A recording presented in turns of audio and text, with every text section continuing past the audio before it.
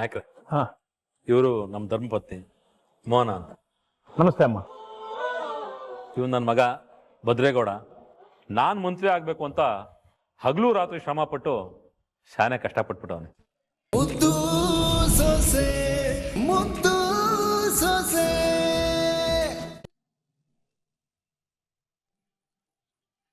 ಇಂದು ರಾಜ್ಯದಲ್ಲಿ ಕೆಲವೇ ಕ್ಷಣಗಳಲ್ಲಿ ಪ್ರಮಾಣ ವಚನ ಸ್ವೀಕಾರ ಸಮಾರಂಭ ಆರಂಭವಾಗಿದೆ.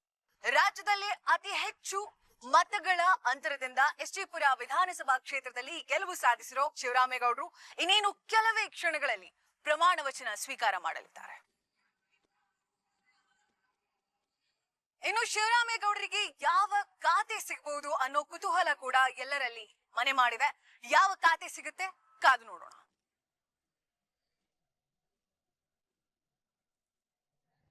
ಎಲ್ಲರಿಗೂ ನಮಸ್ಕಾರ ಮತ್ತು ಶುಭ ದಿನ. ಈ ದಿನ ಪ್ರಮಾಣ ವಚನ ಸ್ವೀಕಾರ ಕಾರ್ಯಕ್ರಮಕ್ಕೆ ನಮ್ಮ ರಾಜ್ಯದ ಘನತೆವೆತ್ತ ರಾಜ್ಯಪಾಲರು ಆಗಮಿಸ್ತಾ ಇದ್ದಾರೆ. ಅವರಿಗೆ ಆದರಣೀಯ ಸ್ವಾಗತವನ್ನ ಕೋರ್ತಾ ಇದ್ದೇನೆ.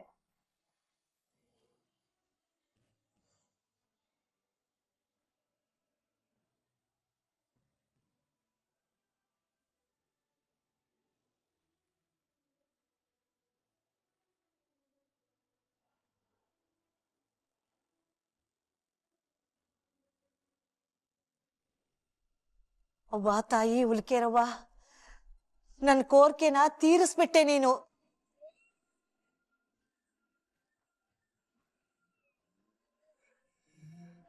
ಅವನಿಗೆ ಒಂದ್ ಕಪ್ಪು ಚುಕ್ಕೆನೂ ಇಲ್ದೇ ಇರೋ ಹಾಗೆ ಜನಗಳ ಬಾಯಲ್ಲಿ ಒಳ್ಳೆಯವನು ಅನಿಸ್ಕೊಳ್ಳೋಂಗ್ ಮಾಡ್ಬಿಡವ್ವ. ನಾವೆಲ್ಲರೂ ಕುತೂಹಲದಿಂದ ಕಾಯ್ತಾ ಇದ್ದ ಪ್ರಮಾಣ ವಚನ ಸ್ವೀಕಾರ ಸಮಾರಂಭ ಆರಂಭವಾಗಿದೆ. ಇದೀಗ ನಿಮ್ಮ ಮುಂದೆ ರಾಜಭವನದಿಂದ ನೇರ ಪ್ರಸಾರ.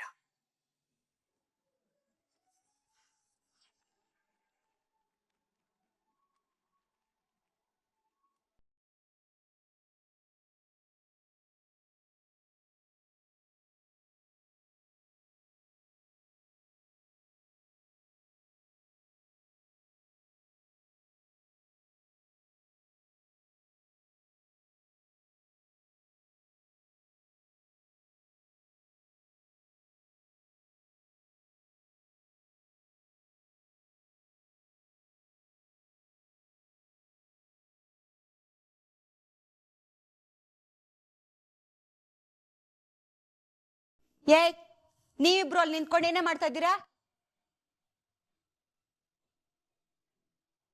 ಅಮ್ಮ, ಮಾವಯ್ಯ ಪ್ರಮಾಣ ವಚನ ಸ್ವೀಕಾರ ಮಾಡೋ ಕಾರ್ಯಕ್ರಮ ನೋಡ್ತಾ ಇದೀವಿ. ನೀವಿಬ್ರು ನೋಡ್ಬಿಟ್ಟು ಈಗ ಏನು ಆಗ್ಬೇಕಾಗಿಲ್ಲ, ಹೋಗಿ ಇಲ್ಲಿಂದ. ನೀನ್ ಯಾಕೆ ಅವ್ರಿಗೆ ಹೋಗು ಅಂದೆ? ಓಯ್, ನೀವಿಬ್ರು ಒಳಕ್ ಬಂದು ಕೂತ್ಕೊಂಡು ನೋಡ್ ಬನ್ನಿ.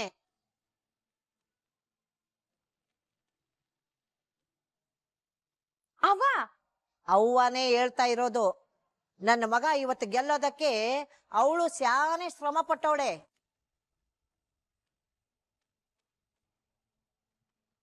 ಇವತ್ತು ನನ್ನ ಮಗ ಅಧಿಕಾರ ಪಡ್ಕತವನೆ ಅಂದ್ರೆ ಅದಕ್ಕೆ ಅವಳು ಕೊಡುಗೆನೂ ಅದೇ.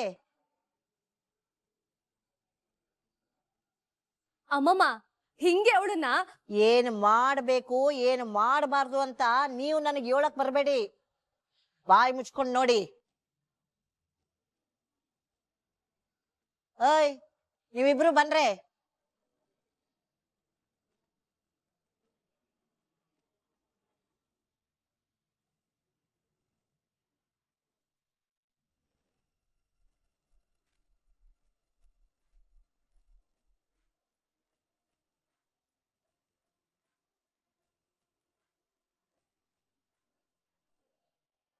ಇದೀಗ ಸನ್ಮಾನ್ಯ ರಾಜ್ಯಪಾಲರು ಮಂಡ್ಯ ಜಿಲ್ಲೆಯ ಎಸ್ಟಿಪುರ ವಿಧಾನಸಭಾ ಕ್ಷೇತ್ರದ ಶಾಸಕರಾದ ಮಾನ್ಯ ಶಿವರಾಮೇಗೌಡರಿಗೆ ಪ್ರಮಾಣ ವಚನ ಬೋಧಿಸಲಿದ್ದಾರೆ.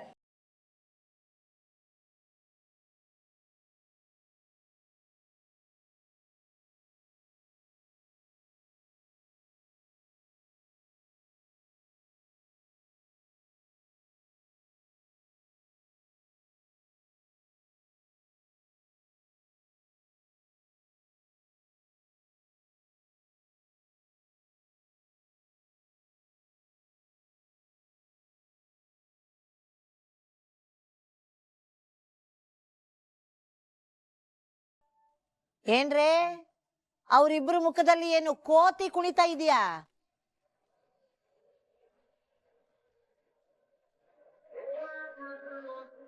ಇಲ್ಲ ತಾನೇ? ಅಂದ್ಮ್ಯಾಕೆ ಅಲ್ಲಿ ನನ್ನ ಮಗ ಅಧಿಕಾರ ಸ್ವೀಕಾರ ಮಾಡೋದನ್ನ ನೋಡಿ.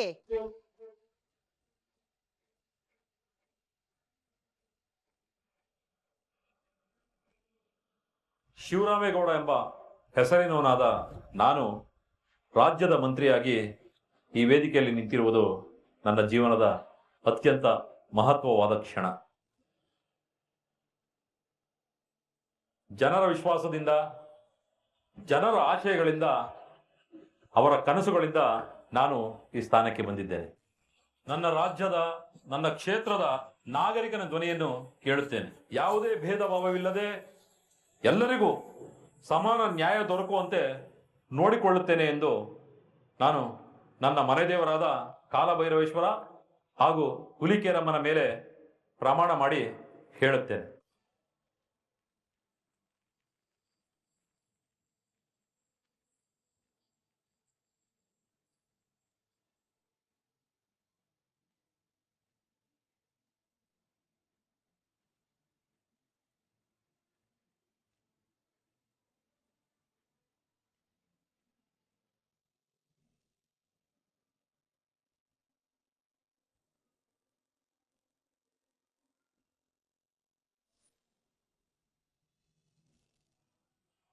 ನಾಯ್ಕ್ರೆ, ಇವರು ನಮ್ಮ ಧರ್ಮಪತ್ನಿ ಮೋಹನ ಅಂತ.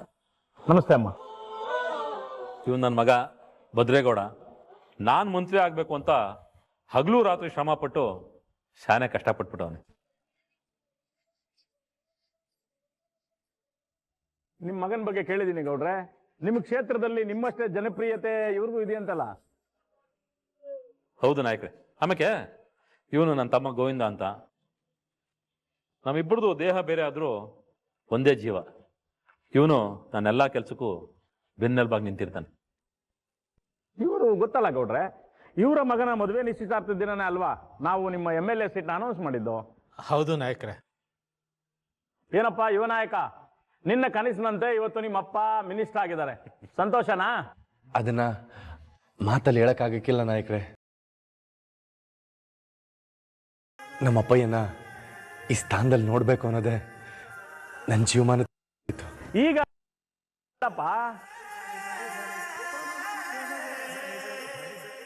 ಗೌಡ್ರೆ, ಮೊದಲನೇ ಸಲ MLA ಗೆದ್ದು ಮಂತ್ರಿ ಆಗೋ ಯೋಗ ಎಲ್ರಿಗೂ ಬರೋದಿಲ್ಲ.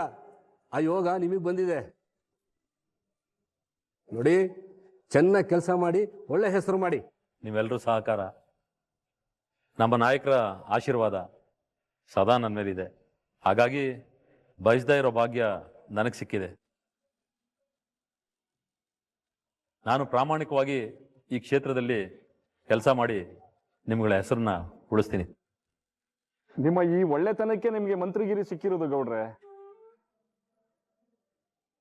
ನಿಜ ಹೇಳ್ಬೇಕು ಅಂದ್ರೆ ಎಲೆಕ್ಷನ್ ಟೈಮಲ್ಲಿ ನಿಮಗೆ ವಿರುದ್ಧ ನಡೆದ ಷಡ್ಯಂತ್ರದಿಂದ ನಾವೆಲ್ಲ ತುಂಬಾ ಆತಂಕ ಪಟ್ಕೊಂಡಿದ್ವಿ. ನೀವೇನಾದ್ರೂ ಸೋತಿದ್ರೆ ನಮ್ಮ ಸರ್ಕಾರಕ್ಕೆ ಎಂಥ ಮುಖಭಂಗ ಆಗ್ತಿತ್ತು ಗೊತ್ತಾ?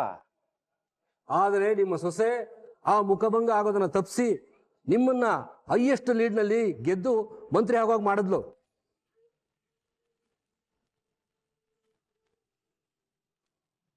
ಗೌಡ್ರೆ, ನಿಮ್ಮ ಸೊಸೆ ಬಗ್ಗೆ ತುಂಬಾ ಒಳ್ಳೆ ಅಭಿಪ್ರಾಯ ಇದೆ. ತುಂಬಾ ಬುದ್ಧಿವಂತೆ, ಜನಗಳ ಮನಸ್ಸನ್ನ ಬೇಗ ಗೆಲ್ತಾರೆ ಅಂತ ಇಂಟೆಲಿಜೆನ್ಸ್ ರಿಪೋರ್ಟ್ ಹೇಳ್ತಾ ಇತ್ತು.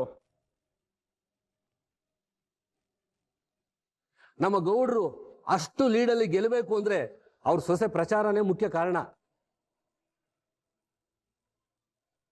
ನಿಜವಾಗ್ಲೂ ನೀವು ಇಂಥ ಸೊಸೆ ಸಿಗೋಕೆ ಪುಣ್ಯ ಮಾಡಿದ್ರಿ. ಅಷ್ಟಕ್ಕೂ ನಿಮ್ಮ ಸೊಸೆ ಹೆಸರೇನ್ ಗೌಡ್ರೆ? ಅದು ವಿದ್ಯಾ ಅಂತ ನಾಯಕ್ರೆ.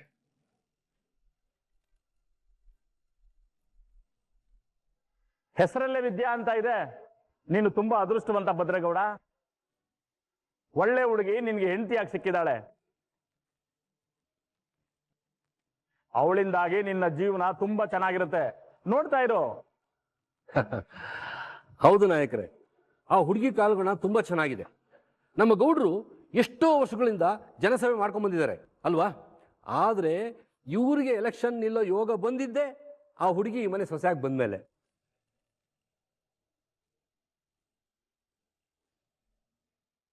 ಬರೀ ಎಲೆಕ್ಷನ್ ಅಲ್ಲಿ ನಿಲ್ಲೋ ಯೋಗ ಅಲ್ಲ ನಾಯಕರೇ, MLA ಆಗಿ ಮಂತ್ರಿನೂ ಆಗ್ಬಿಟ್ರು.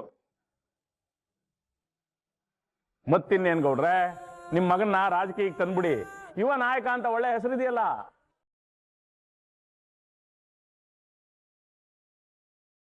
ಅವನ ಹೆಂಡತಿ ಬೆಂಬಲ ಜೊತೆಗೆ ನಿಮ್ಮ ಸಪೋರ್ಟು ಎಲ್ಲ ಇರ್ಬೇಕಾದ್ರೆ ಮುಂದೆ ಒಳ್ಳೆ ಭವಿಷ್ಯ ಆಗುತ್ತೆ.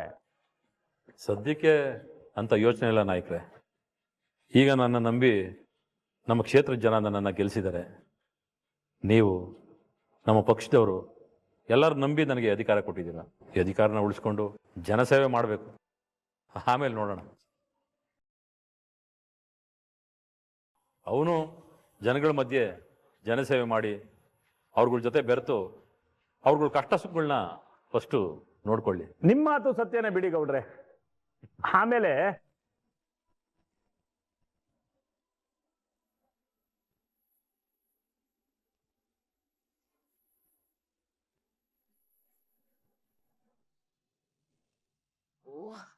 ಈಟೊತ್ತಾದ್ರೂ ಶಿವರಾಮ್ ಬರ್ಲೇ ಇಲ್ಲಲ್ಲ. ಏನಂತೆ ಫೋನ್ ಮಾಡಿ ಕೇಳಿ ಎಲ್ಲಿದ್ದಾನೆ ಅಂತ. ಅಮ್ಮಮ್ಮ ಈಗ ತಾನೇ ಮಾಡಿದ್ದೆ, ಬಂದೆ ಅಂದ್ರು.